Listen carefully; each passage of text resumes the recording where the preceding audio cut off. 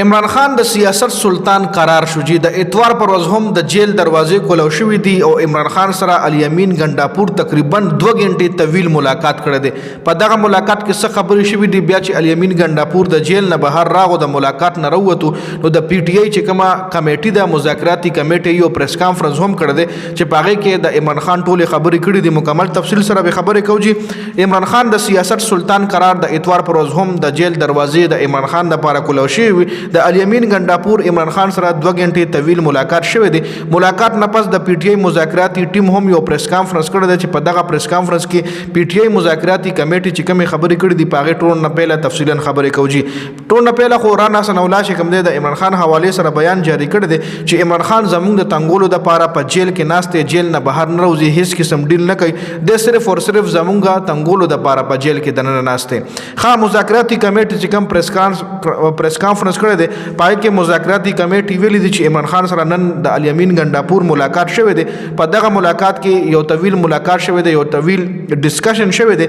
کپتان د خپل رهایی باره کې په دغه ملاقات کې هیڅ خبرې نه دی کړي. کپتان خپل رهایی نه غواړي. کپتان صرف او صرف د خپل ورکرانو د پاره आवाज چتای د خپل ورکرانو رهایی غواړي. عمران خان ویلي چې زبا ټول مقدمات په خپل فیس کوم آئینی او قانوني طریقې سره به جیل نه بهر روزم هیڅ قسم ډیل نه کوم هیڅ قسم ډیل تنیم تیال. عمران خان باندې چې څومره هم کیسونه جوړ دي دا ټول فیک کیسونه دي د کې هیڅ قسم ریالټي نشته.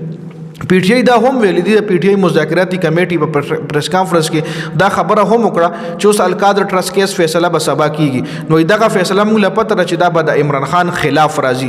القادر ټرست چې کوم کیس په عمران خان باندې جوړ دی نو دغه یونیورسيټي د عمران خان ذاتی یونیورسيټي ده چې دا عمران خان په خپل نوم جوړ کړی دا او د هغه ارننګ چې کوم دی ټول عمران خان ته ځي.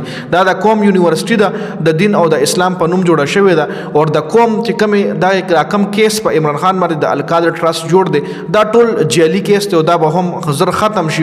خدا کومه فیصله چې کومه دا به زمو خلاف یو ځل بیا راځي. د عمران خان حواله سره مذاکراتي کمیټه دا هم ویل دي چې عمران خان هیڅ قسم ډیل ته نه تیاریږي. عمران خان هیڅ قسم د خپل رهایی حواله سره هیڅ خبره نه کوي چې نیمه بهر کوي یا زما د رهایی د لپاره منډه تړي وخیا وکیدانو ته انسترکشن د خپل رهایی حواله سره وای. عمران خان وای زما باندې چې څومره مقدمې دي 180 دي څومره هم مقدمې دي دا ټول مقدمې بزخ په خپل فیس کوم او زما آئینی طریقې سره قانوني او آئینی طریقې سره د جیل نه بهر درځم. زه هیڅ کله هم ډیل نکوم.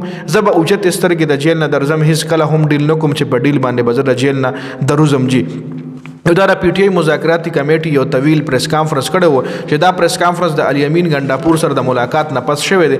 الیمین ګنډاپور سره په ملاقات کې څه خبرې شوې دي هغه څه خبرې الیمین ګنډاپور مذاکراتي کمیټه ته کړې دي څه نه دي کړي څه د هغه خپل پرسنل د پارټي څه خبرې به چې هغه میډیا ته نه راوباسي. نو په دې ویډیو کې دا اپډیټ شو د ویډیو کتلو زیاته مننه. والسلام.